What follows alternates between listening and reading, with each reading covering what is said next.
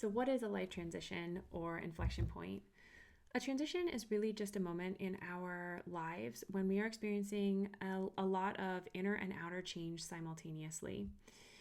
And oftentimes, in moments of transition, there are just a lot of questions that we are asking ourselves and feelings that we are feeling and trying to metabolize.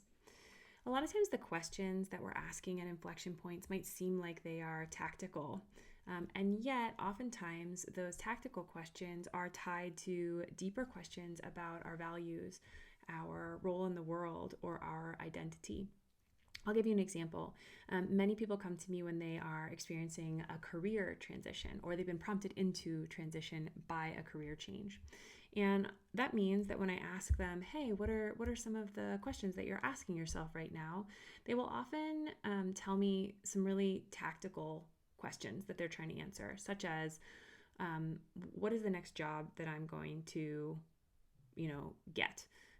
Or should I become a manager or not?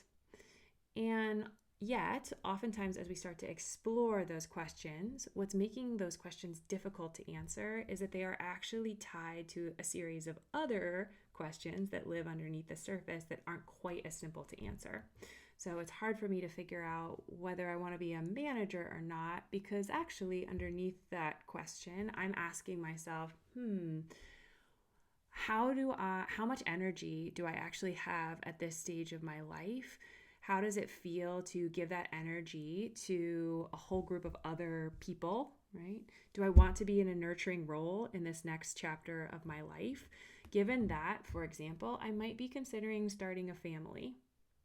And so a lot of times this is the hallmark of being at an inflection point where some of the more tactical questions that might be showing up on the surface are actually tied to deeper questions underneath about who am I, what do I want, how am I trying to shape and reshape my life at this particular moment in time.